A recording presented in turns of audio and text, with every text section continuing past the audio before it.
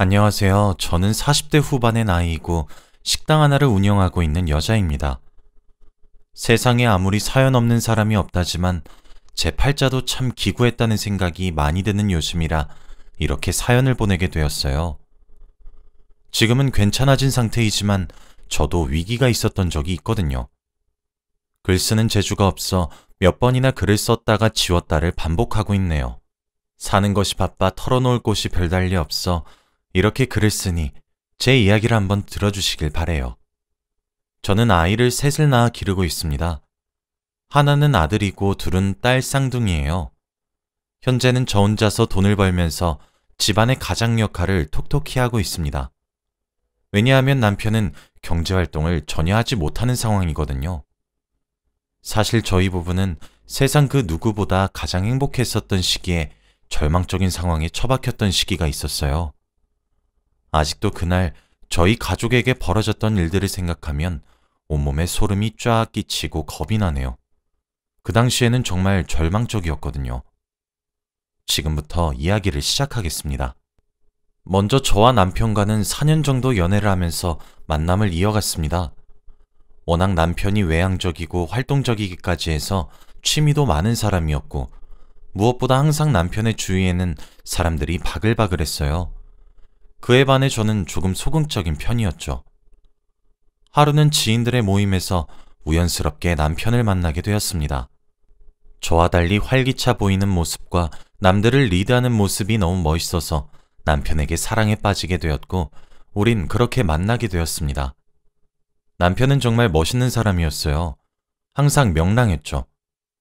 저희는 보통 남편이 떠들고 제가 들어주는 쪽이었는데 남편은 이야깃거리가 떨어지지 않더라고요. 조잘조잘거리며 자신의 얘기를 하는 남편의 모습은 정말 귀여웠습니다. 제 어머니는 지금 제가 운영하고 있는 식당을 대대로 물려받아 운영하셨어요. 그래서 전 집안의 가업을 배우고 있는 중이었고 남편은 당시 회사원이었죠. 저희는 잘 맞았어요. 남편과 저는 서로를 존중하며 사랑했죠. 아무래도 일하는 시간대가 조금 차이 나긴 했지만 그건 저희의 사랑에 전혀 문제가 되지 않았습니다. 그렇게 우린 결혼에 꼴이 나게 되었어요. 그 당시 제 나이가 30살이었고 남편은 34살이었네요. 물론 저희의 결혼 생활도 순탄했고 평화로웠습니다. 4살 차이는 궁합도 안 본다는 말이 괜히 생긴 것이 아니구나 할 정도였죠. 또 제가 가업을 물려받는 것도 남편의 도움으로 굉장히 수월했고 결혼 생활도 무난히 해냈으며 저와 남편은 사랑의 결실로 아들과 딸들도 낳았거든요. 그리고 제가 어머니로부터 물려받은 이 식당은 방송에서도 여러 차례 맛집으로 소개가 되기도 했기에 장사 또한 무척 잘 되었습니다. 점심시간이나 저녁시간에는 줄을 서지 않으면 먹지 못하는 곳이 되었죠. 여기에다 남편이 벌어오는 월급까지 더해지면 저희 집은 사실 경제적으로도 여유로운 편에 속했습니다. 남편은 회사 일을 하고 퇴근을 하면 제 가게로 출근을 해서 제가 마칠 때까지 두 팔을 걷어붙이며 도와주곤 했어요. 저희 남편은 정말 저밖에 모르는 애처가였거든요. 사실 제가 남들에 비해 키도 작은 편이고 몸무게도 적게 나가는 편이라서 어디 가서 식당을 운영하고 있고 아이들도 셋이나 낳았다고 하면 사람들이 깜짝깜짝 놀래요. 실제로 아이들 출산도 많이 힘들었기도 하고요. 그래서 그런지 남편은 저를 유리굿을 다루듯 합니다. 연애를 할 적에도 안 그래도 허약하고 체력도 없는 제가 식당을 물려받아야 한다는 말을 듣고 걱정을 얼마나 했는지 몰라요. 제 걱정에 발을 동동 굴리는 모습이 참 좋았습니다. 결혼 전에도 저를 그렇게 귀하게 대해주었던 사람인지라 결혼 후에도 당연히 귀한 취급은 계속되었습니다. 제 일은 몸을 쓰는 일이라서 많이 고될 것이라며 아이들의 전반적인 육아까지 남편이 도맡다시피 도와주었어요. 그렇게 남편이 저를 많이 사랑해주니 우리 부부의 금슬은 도무지 나쁠래야 나쁠 수가 없었죠. 저희는 결혼을 한 이후에도 꼭 시간을 내서 부부끼리의 오붓한 시간을 가지기도 했고 매 기념일마다 서로에게 편지도 써주기도 하고 선물을 해주기도 하며 결혼 생활을 행복하게 보냈습니다. 게다가 제 남편은 매사에 성실하기까지 한 사람이라서 저는 종종 주위에서 정말 부러움의 대상이 되곤 했어요. 제겐 슈퍼맨 같은 남편이자 자랑스럽고 든든한 사람이었죠. 때는 결혼한 지 10년은 훌쩍 넘었을 때였습니다. 저희는 여전히 행복했고 화목했죠. 그런 저희를 하늘에서 질투를 하기라도 한 것인지 불행은 예고 없이 갑작스럽게 찾아왔습니다. 그날은 한 여름날이었어요. 여름 장마가 시작되어서 하늘에서 비가 미친 듯이 내리는 날이었습니다. 하늘에 구멍이 났다고 해도 믿을 만큼 말이죠. 하필 남편은 그날 지방으로 급하게 출장을 떠나게 되었고 저는 그런 남편에게 출장을 미루면 안 되냐고 했습니다. 생전 이런 말을 하지 않았거든요. 그런데 남편은 미안하다며 어색하게 웃고 등을 돌려 현관문을 나섰고 저는 그런 남편의 등 뒤에다 대고 빗길 운전을 조심하고 또 조심하라고 신신당부를 했었죠. 하지만 그날따라 남편 걱정에 잠이 잘 오지 않더라고요. 결국 그날 새벽에 저는 전화를 한 통 받게 되었습니다. 남편이 위중한 상태이며 지금 응급수술을 들어가야 하니 보호자는 빨리 와달라. 뭐 그런 내용의 전화였어요. 청천벽력 같은 소식이었습니다. 너무 놀라면 눈물도 나오지 않는다는 사실을 아시나요? 저는 그 상태에서 운전을 할 수 없다는 상태를 알았고 비오는 새벽 택시를 겨우 잡아 응급실로 향했습니다. 무슨 정신으로 도착했는지 기억이 나질 않지만 어쨌든 저는 우여곡절 끝에 병원에 도착했어요. 그리고 제 눈앞에 펼쳐진 상황은 정말 지옥이었습니다. 남편은 피를 흘리며 침대에 누워 있었고 의식을 찾지 못하고 있었어요. 남편은 제가 병원에 도착하면서 응급수술에 들어갔습니다. 저는 신을 믿지 않지만 그날은 세상 모든 신들에게 얼마나 빌었는지 몰라요.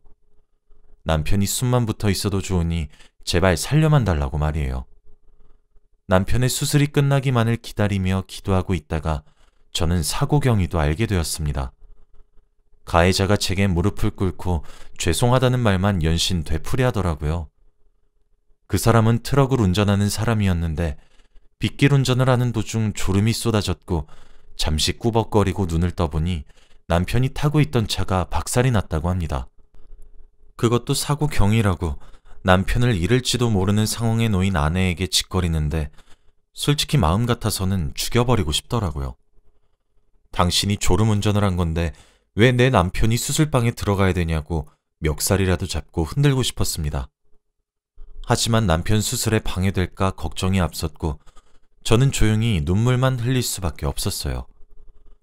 그런 저를 보며 트럭 운전자는 눈물을 흘리며 죄송하다며 얼마가 되었든 보상해드리겠다는 말만 되풀이하더군요.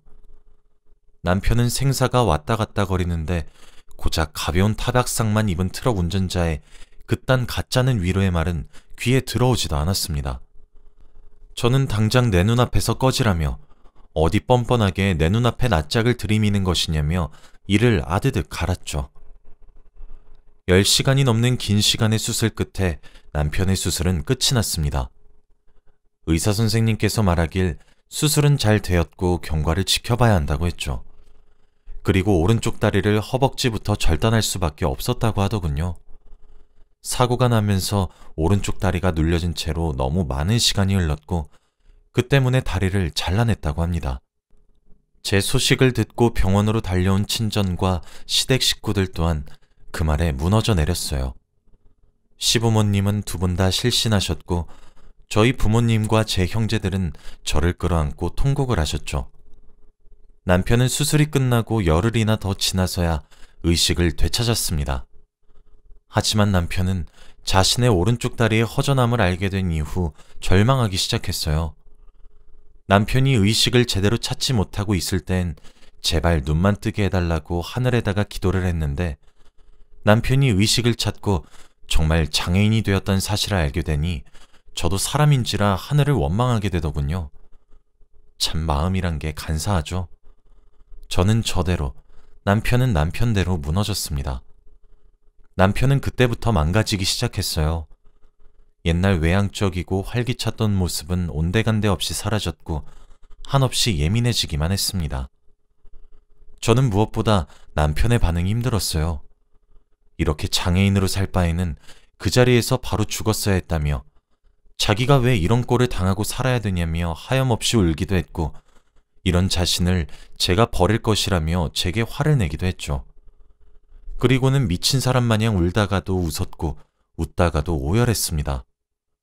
그런 남편에게 사죄를 하기 위해 트럭 운전자가 찾아왔을 땐 절정을 찍었어요. 손에 잡히는 모든 것을 던지며 악을 쓰기 시작했죠. 저는 그런 남편의 모습을 보는데 가슴이 정말 미어지다 못해 찢어지는 듯 했습니다. 남편은 퇴원을 한 이후 자신이 더 이상 이 집안의 가장으로서 남자로서의 역할을 못한다고 자책하기 시작했고 그것은 곧 자학으로 이어졌습니다. 낮이고 밤이고 매일을 술로 보내기 시작했고 재활치료조차 받지 않았어요. 약과 술에 의지한 채 살기 시작했죠. 그런 남편에게 울기도 해보고 따끔이한 소리를 하기도 했지만 그럴 때마다 왜? 당신도 나 버릴 거야? 라는 말만 내뱉는 남편을 보면 전 아무런 말도 할 수 없었습니다. 제가 하는 모든 말에 짜증을 내기 일쑤였죠.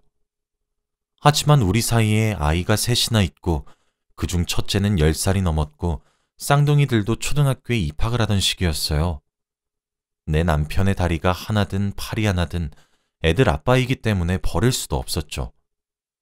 남편은 현명한 사람이라 금방 제자리로 돌아오길 바라며 기다렸습니다. 친정에서는 그런 저를 보며 눈물 지으셨고 시댁에선 제 앞에서 고개조차 들지 못하셨죠. 시간이 지나면서 제 인내심도 바닥이 드러나고 있음에도 남편은 정신을 제대로 차리지 않았습니다. 원망만 하며 술에 의지했죠. 한 번은 남편이 아들에게 심부름을 시켰는데 아들이 남편의 심부름을 뒤로 밀었나 보더군요. 그날 퇴근하며 돌아오는 길에 아들이 내복바람으로 밖에서 덜덜 떨면서 눈물을 흘리는 모습을 보고 이건 아니구나 생각했습니다. 하루 종일 술만 먹는 것을 떠나서 그렇게 예뻐하던 자기 자식들만 잡고 있으니 그래서 남편에게 사고 이후 처음으로 큰 소리를 쳤어요. 당신 아프고 힘들고 짜증만 나는 거 이해한다고. 그런데 내가 여기서 뭘 더 어떻게 해줘야 하냐고. 나도 꾸역꾸역 살고 있다고. 애들이 대체 뭔 잘못을 했길래 일어나면서 말이에요. 남편은 소리 지르는 제 모습에 도리어 화를 내며 옆에 있던 리모컨을 제게 던지더군요. 그 길로 애들 짐을 대충 싸서 친정으로 도망쳤습니다. 다음 날 날이 밝자 남편은 술이 깨서 제정신을 차린 것인지 난리가 났고 덩달아 시댁도 난리가 났더군요. 그런데 저는 남편이 제게 화를 내고 신경질을 내는 것은 참을 수 있었지만 우리의 아이들에게까지 그러는 모습을 더 이상 견딜 수 없어서 이혼을 요구했습니다. 저도 그동안 많이 지쳤던 거겠죠.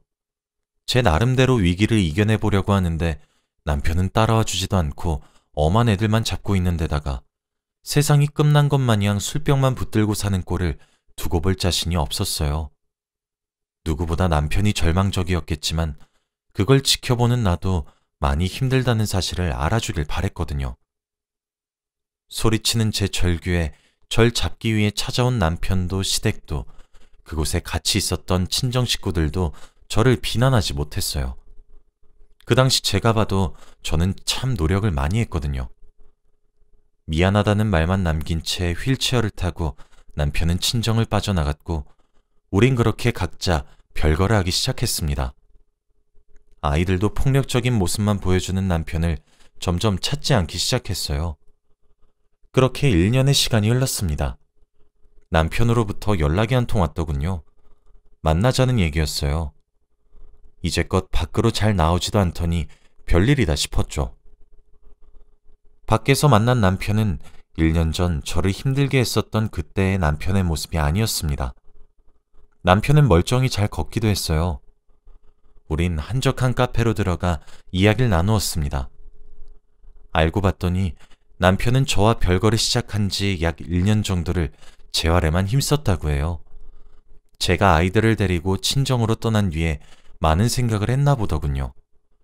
남편은 그러면서 제게 사과도 하기 시작했어요. 여보, 내가 정말 미안했어. 내게 생긴 모든 불행이 분명 당신 탓은 아닌데 당신에게 모든 화풀이를 감당하게 만든 것 같아. 너무 미안해. 나는 당신 그렇게 보내고 나서 내가 스스로 인정할 수 있는 데까지 괜찮아지면 당신 눈앞에 나타나려고 정말 많이 노력했다. 내가 그동안 당신이랑 우리 아이들에게 상처를 줬던 것까지 정말 뼈저리게 후회했고 반성했어. 근데 나도 너무 힘들어서 그랬어. 아무리 사고보험금을 많이 주고 그 트럭 운전자가 합의금으로 돈을 그렇게 많이 주면 뭐해? 난 이제 장애인이 되었고 그 많은 돈으로 내 다리 하나를 원래대로 못 돌린다는데. 그래서 그랬어. 너무 힘들었어. 내가 정말 많이 미안했어, 여보. 라면서 말이에요. 사과를 하는 남편을 보고 있으니 그래, 이게 우리 남편이다 싶더군요. 남편은 그 밖에도 제게 가정으로 떳떳하게 돌아가기 위해 무슨 노력을 얼마나 어떻게 해왔는지 제게 설명했고 이제 자신도 이만큼 바뀌었으니 돌아와 달라고 제게 부탁하기 시작했죠. 그렇게 바뀌기까지 했을 남편의 노력들로 인해 눈물이 절로 나기 시작했고 저는 남편의 말에 고개를 끄덕였습니다. 우린 다시 함께 살기로 했죠. 아이들도 처음에는 아빠인 남편을 많이 어색해했어요. 아무리 추억들이 많아도 끝의 기억은 망가진 모습들만 보여줬기 때문에 겁을 조금 먹은 듯 했습니다. 하지만 이내 아빠에게 하나둘씩 안기며 뽀뽀를 퍼붓다시피 하더라고요. 우리 가정은 그렇게 2년이 넘는 방황 끝에 다시 제자리로 돌아올 수 있었어요. 남편은 저와의 별거 생활을 정리한 이후로 더욱 커다란 용기를 얻은 것 같습니다. 그만두었던 일도 다시 시작했죠. 물론 수입은 적고 소일거리 수준의 일이었지만 다시 남편이 열정을 가질 수 있는 일을 하기 시작했다는 것에 저는 더욱 기뻐했어요. 남편은 시간이 흐르면 흐를수록 다시 예전 원래의 모습으로 돌아왔습니다. 제 가게 일을 도왔고 아이들의 육아를 책임졌으며 제겐 다정했고 아이들에겐 따뜻한 남편과 아버지의 역할을 톡톡히 하기 시작했죠. 그렇게 저희 가족은 위기를 극복했습니다. 현재 지금 남편은 의족을 찾지만 제 몸 다루듯 하고 있어서 긴 바지를 입고 있으면 티도 안 날 정도예요. 이제 얼마 있으면 드디어 우리 첫째 아들이 성년이 됩니다. 우리 아이들도 저와 남편을 쏙 빼닮아서 그런 것인지 신체에 장애를 가진 남편의 모습을 부끄러워하지도 않고 오히려 당당하게 행동하는 모습이 대견하네요. 그렇게 대견하게 자라기까지에는 그 사이에 많은 일들이 있었지만 전 저희 가족들을 보면서 그 어떤 힘듦과 고난이 연속으로 찾아온다고 하더라도 가족 간의 사랑의 힘이 있다면 다 이겨낼 수 있을 거라고 생각합니다. 그렇게 저는 이번 기회에 알게 된 것 같아요. 가족의 힘이란 것을 말이에요. 과거 절망의 극을 달리고 있던 남편과 지금의 남편은 너무 다른 사람이거든요. 오히려 제가 많이 미안하기도 합니다. 그렇게 힘든 시간을 홀로 보내게 한 것 같아서 말이에요. 남편은 제가 그런 기색이라도 보이면 오히려 그런 소리를 하지 말라고 하네요. 본인이 가장 부끄러웠던 행동들을 제가 잘 받아주었기 때문에 자신이 일어날 수 있었던 것이라며 제가 죄책감을 가지지 않았으면 좋겠다고 하더군요. 이제 우리 가족의 앞길에 불행과 시련 또는 고난, 이런 것들이 아닌 행복만 남아있길 바랄 뿐입니다. 저의 긴 이야기 들어주시고 읽어주셔서 감사해요. 요즘같이 불안하고 많이 힘든 시기에 다들 힘내시고 좋은 일들만 가득하시길 진심으로 응원하겠습니다.